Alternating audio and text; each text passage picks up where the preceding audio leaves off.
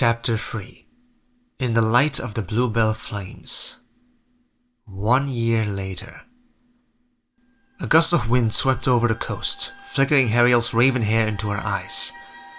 Once again it was a warm summer morning, the same as most days had been for an entire year, and Hariel had ventured down to the seaside to fish with her friends, Tickle and Farah.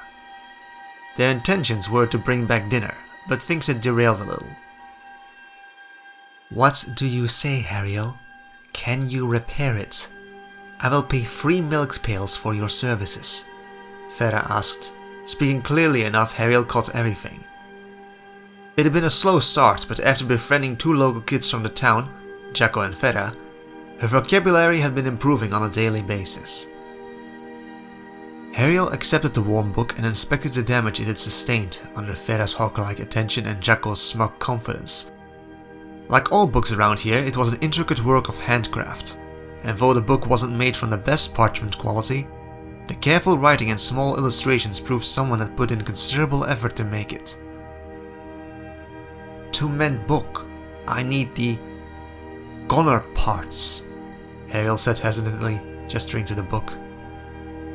"The torn pages are stored at the back of the book," Farah said. Sure enough, the missing pages were stuck between the last page and livery cover. "I can mend it." Farah pursed her lips. "That is an important book. It belonged to my great-grandfather, and if you ruin it, my family will demand compensation."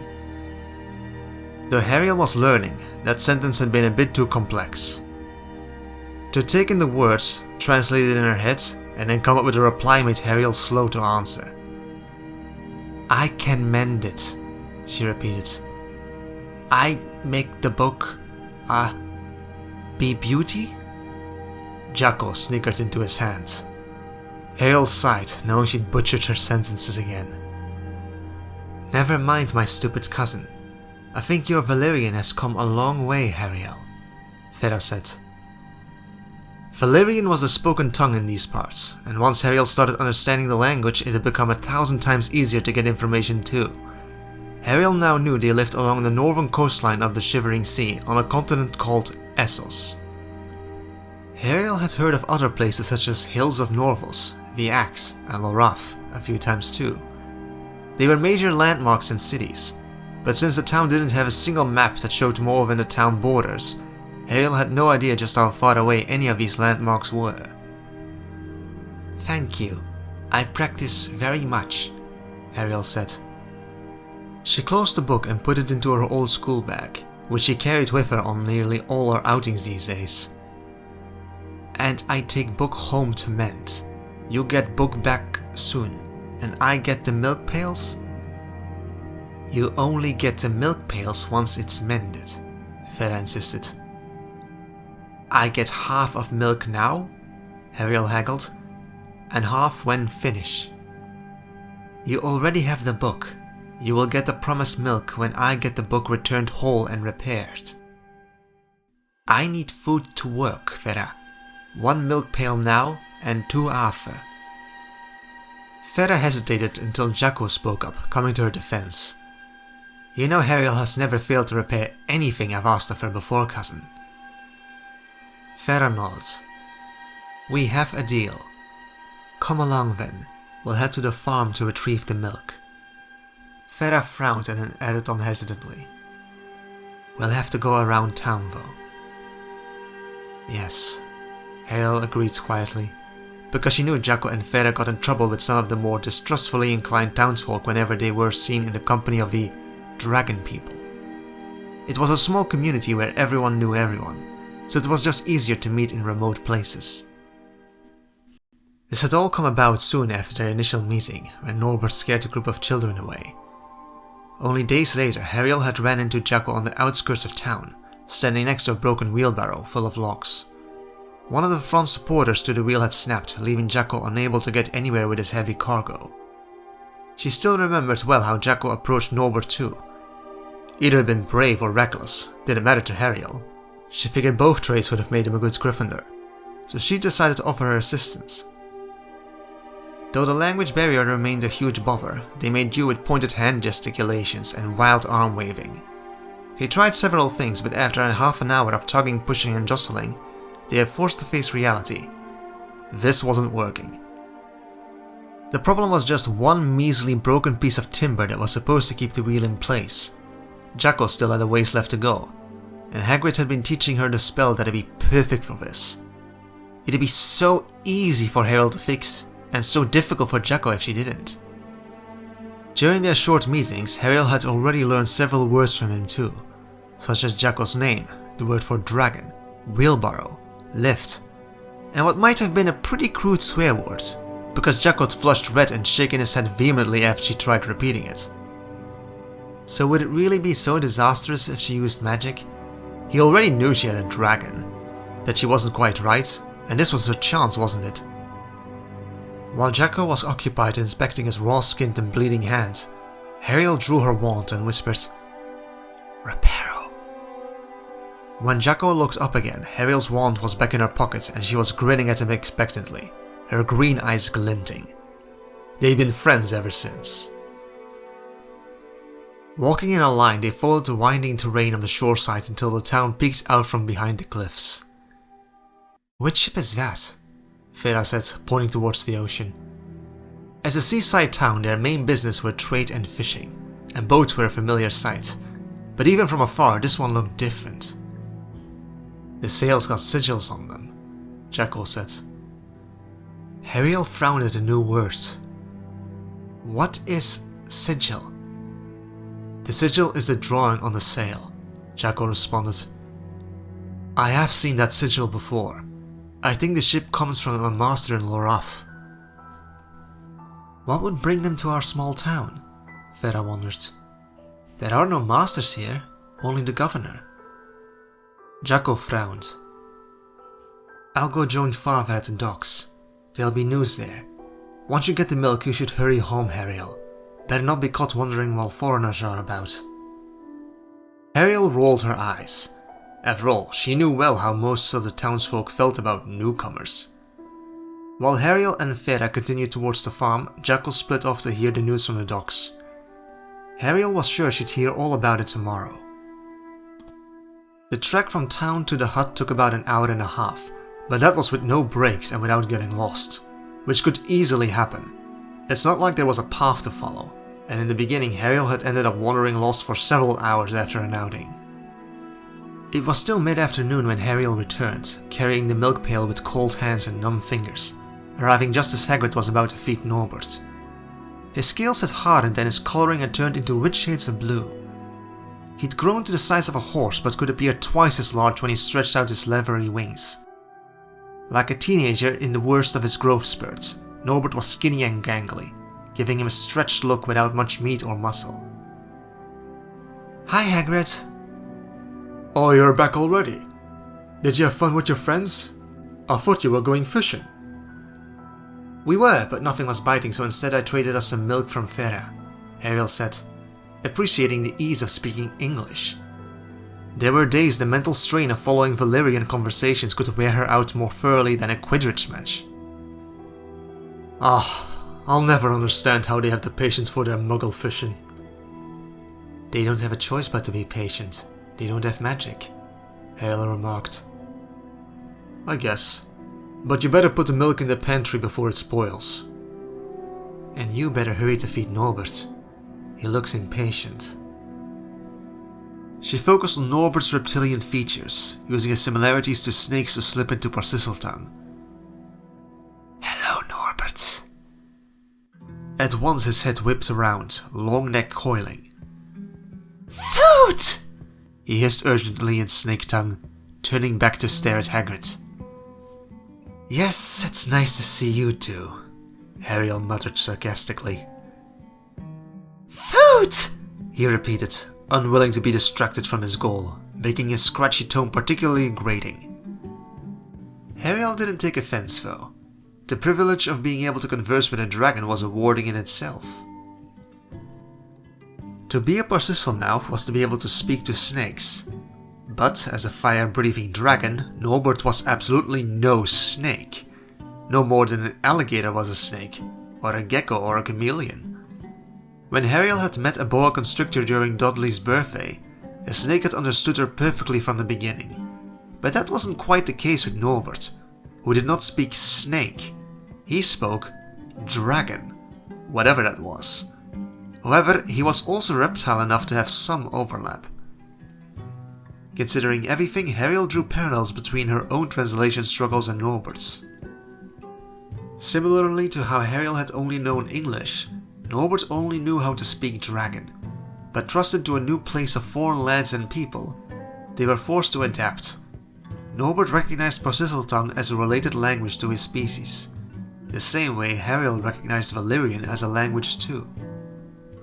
So though Norbert couldn't naturally speak Parsisaltongue, and Ariel couldn't automatically snap her fingers to understand Valyrian, they could both learn, and they were. With practice, Norbert eventually learned the meaning behind a few simpler terms, such as stop when he tried burning down the hut, or return whenever he flew too far. Norbert had never been born to speak snake, but dragons were intelligent beings, and within a few months of exposure to Ariel's Parsisal mouth, Norbert's growls and roars turned huskier and more snake-like, until one day it escalated when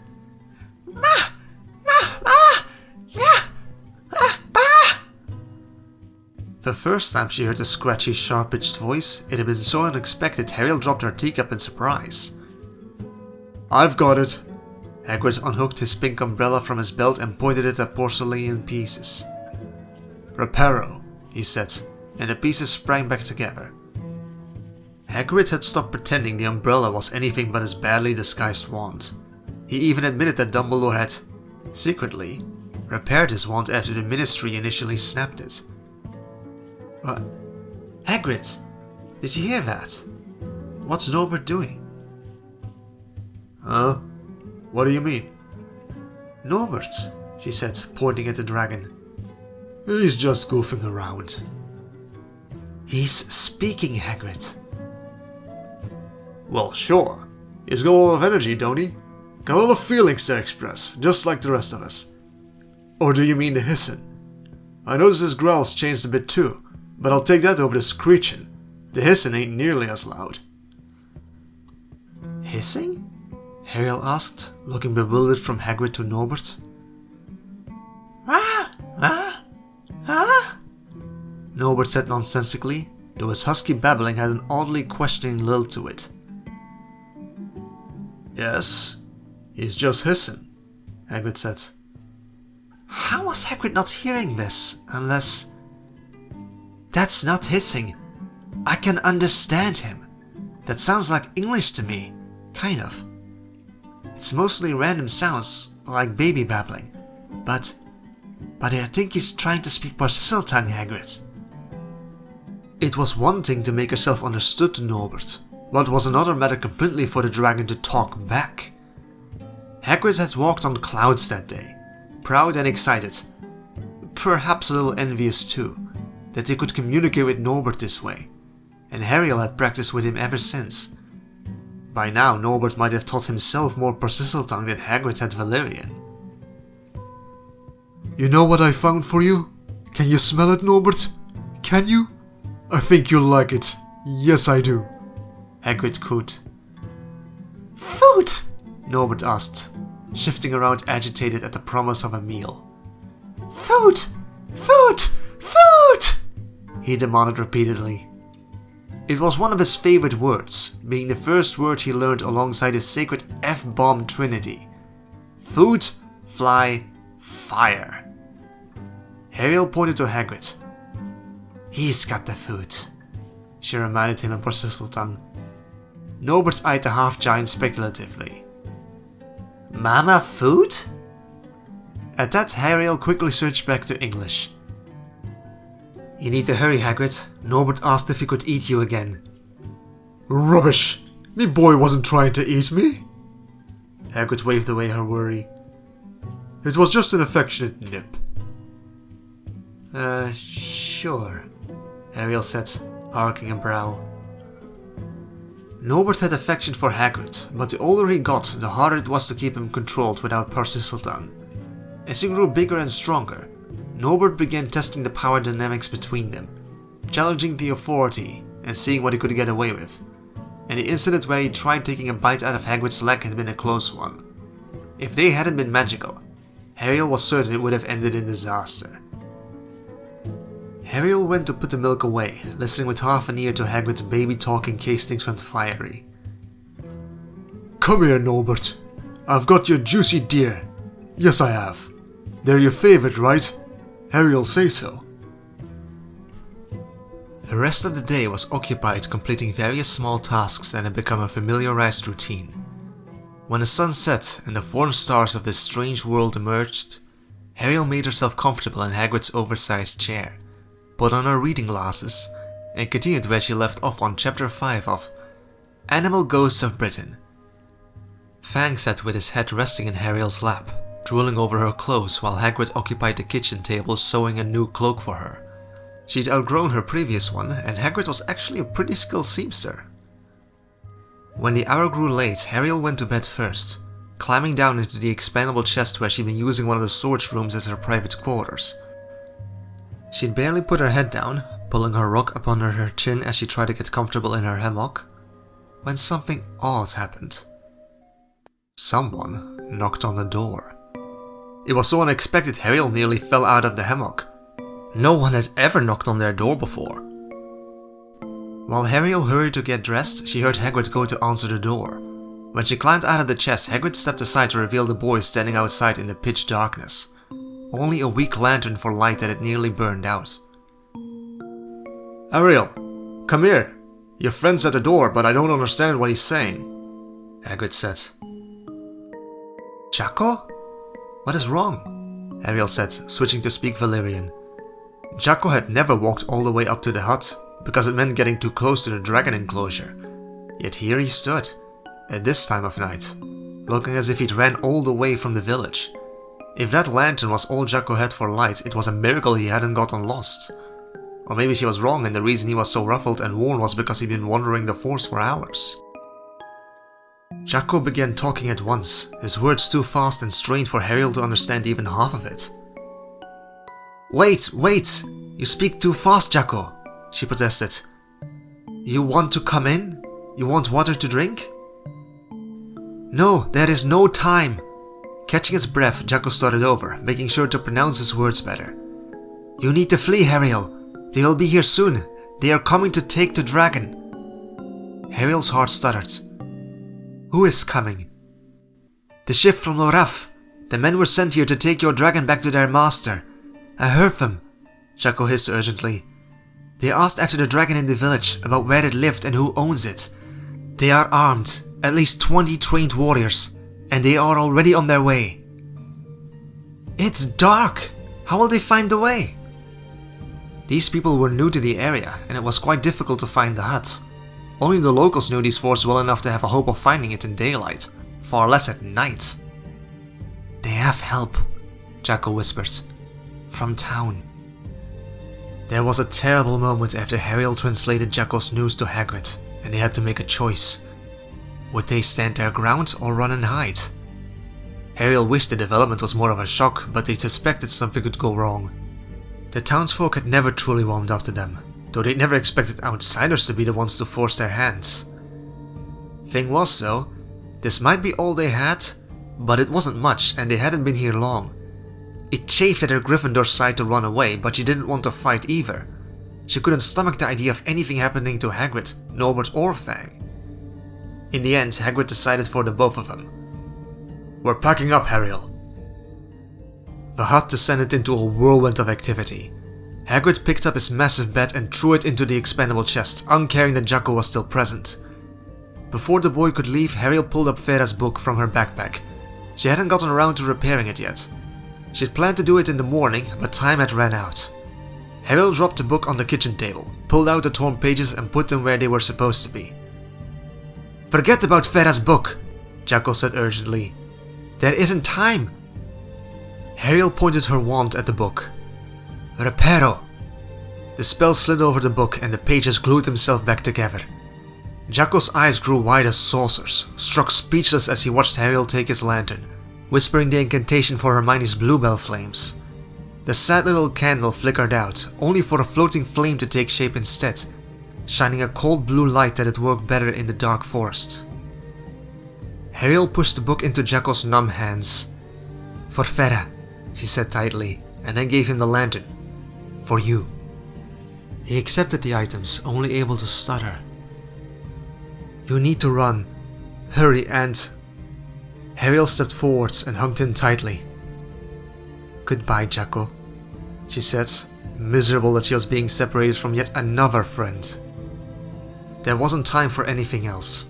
They rushed to pack up everything while Jacko slipped quietly out of the door. When Ariel next looked after him, he'd already disappeared into the black forest. 15 minutes after the first knock on the door, the hut had been stripped clean of objects, thrown unceremoniously into the expandable chest. To make the bulky wooden box easier to carry, Hagrid made a strap by looping a rope through the iron handles and wore the chest like an oversized duffel bag. Ariel had only just pulled on her backpack when a ferocious shriek ran from outside. Time was up. "Norbert!" Hagrid said and stormed outside, the chest bouncing at his side. "Oi! What do you think you're doing?" With a sinking feeling, Ariel rushed after him, gripping Fang's leash in one hand and her wand in the other. "Come on, Fang." Outside, Norbert was snarling his displeasure loudly from the air above, flying in circles over the treetops. There were flickering lights from handheld torches in the forest, spread out around the hut. "Hagrid?" she asked timidly. "What now? They'd been found before they could run." Hagrid rushed up to her, pushing a hand against her back to make her move. "We need to run." He cut off when an arrow barely missed him, hitting the side of the hut. It was impossible to tell where exactly it had come from, but Ariel raised her wand and fired into the dark. "Wingardium Leviosa!" There was a startled cry, but before she could figure out what she'd hit, Hagrid pushed her along, trying to shield her with his body as they ran. Shouting ran out behind them, the torches moving as the men set off after them. It was pitch black, the ground uneven, and it didn't take long before they started tripping. Ariel ran headfirst into a branch that scraped her bloody, nearly taking her eye, and Hagrid probably had it worse. The darkness was their best shield, yet they needed light to see where they were going. If they kept going like this, they were bound to run straight off a cliff and break something. "Lumos!" Ariel's wand shone brighter than all the torches, illuminating the sharp branches, pointy bushes and treacherous rocks they were running through. It sounded like the men were behind them, but just as she glanced over her shoulder, she spotted a fast-moving shadow from the corner of her eye. Not a man, but a... "Dog!" Ariel shouted just as the beast lunged for Hagrid. Completely unprepared for the attack, Hagrid toppled over, the dog on top of him and unbalancing Ariel in the process. Her lumos flickered out as Ariel crashed into the ground and gasped in pain when the wooden chest smacked hard into her leg. Ariel scrambled to her knees, her left leg throbbing unhappily. The men holding torches were easily seen, but there were those without as well, lurking in the dark and surrounding them. "Wingardium Leviosa!" The spell had enough punch to send 2 swords, several arrows, a bow, a knife, and the snarling dog trying to rip out Hagrid's throat levitating into the air. "Petrificus Totalis! Petrificus Totalis! Petrificus Totalis!" There was no plan, no rhyme or reason. Ariel was simply aiming for whatever was closest. The crowd screamed, and initially Ariel thought it was because of her spell work, but it was something much more ferocious. "Zaldrizes!" "Food!" Norbert swooped down, screeching furiously. "Fire!" And the next the lack of lighting was fixed by a shower of dragon fire. It washed over the forest, and their screams turned into wails of terror. "Ah!" Ariel scrambled backwards against the fierce heat of the flames, which looked too pale to be right, almost cold. The streaming flamethrower didn't look like Norbert's usual fire anymore. Maybe it was just a trick of the light, but Ariel could have sworn the fire shone blue instead of red. She was distracted by the sight of a burning man running wildly, screaming for help. The pain in his voice made her feel horrified and sick to her stomach. Then Hagrid's massive hand clamped over her shoulder, picked her clean off the ground and back on her feet. "Ariel! Are you alright?" Let's go." Dawn arrived warm but overcast, the sun looking like a flashlight shining from underneath white sheets. They'd been moving throughout the night, but at last exhaustion forced them to rest. Ariel had no idea where they were. At some point they had left the forest into a mountainous terrain with rocky hills and steep climbs. At least we learned what sort of mixed breed mixture Norbert is, Hagrid said while preparing breakfast. He was using the wooden chest he'd carried all night as a seat, with Fang stubbornly glued to his side. Ariel had been about to nod off, so it took her a while to respond. "We did?" she wondered, glancing over at Norbert. Curled in on himself, the dragon was sleeping soundly at her side, sated and tired from a busy night. Ariel felt conflicted. How could she not? Norbert had killed people last night. Sure, he'd only gone after the people who were trying to kill them, but still. Ariel didn't think she'd ever forget the sight of Norbert setting a man on fire and eating him. She was upset about everything, yet relieved they were alive, but mostly she felt guilty. "Sure we did," Hagrid said, nodding towards Norbert. Those flames he made narrowed it down. "Oh, right. So you saw the blue flames too. I was half convinced it was just a trick of the light. Or a lack of it." "No, they were blue all right," Hagrid agreed, looking away grimly. "And there ain't many dragon breeds that can breathe blue fire. Even less who breathe blue fire and also have blue scales. I only know the Swedish snow snout to possess both those traits. Their blue scales makes them pretty sought after to make dragonhide products." "So Norbert's a half Hungarian, half Swedish, born in Essos and raised by a couple of Englishmen," Ariel joked weakly. "A mixed breed indeed." The dragon rumbled in his sleep, making a reverberating sound in the back of his throat, and sniffed out a stream of smoke from his snout. Fang immediately shuffled closer to Hagrid, nearly climbing into his lap. Ariel sighed. "He's dangerous," she said pointedly. Of course she'd always known that, but it was so much more real now. Either they deserved it or not, Ariel had watched those men die by dragonfire. The images seared into her mind. "Of course, he's a dragon, they're all dangerous," Hagrid agreed, patting Fang on the back. "But I'm sorry about last night, Ariel. So sorry." "What do you have to be sorry for?" she asked, genuinely nonplussed. "I'm supposed to take care of you, make sure you're safe, but you nearly died, Ariel." "But not because of you, Hagrid. What else could we have done?" "We should have left sooner. Knew those townsfolk were up to no good." "It wasn't the townsfolk that attacked us, though. It was those soldiers from Laraf that started things. It's not just Norbert who's dangerous in this world." "No, he isn't," Hagrid agreed, his face somber. "Norbert scared them off real good, though." Ariel snorted at the understatement. "They never stood a chance after they stirred Norbert awake. You know how grumpy he gets when someone disturbs his beauty sleep." Hagrid's lips briefly flickered up at the corners. "Well, I'll take better care of you from now on, I promise, Ariel. We'll find somewhere better and safer to live. And you know, as long as Norbert's looking after us, we've got nothing to worry about, do we?" "You have a point," Ariel said tiredly. "What can possibly be a threat to a dragon?" Maybe she shouldn't have said that. Perchance to do so had been a challenge to fate. Perhaps they jinxed themselves, since it wouldn't be much longer before they learned the answer. They heard it first, a deep rumbling growl ringing through the air. The sun was blocked out by a massive wing, before an enormous dragon landed in front of them, long-necked, red-scaled, and with a head larger than Ariel was tall. Because the only threat to a dragon could only ever be another, much larger dragon.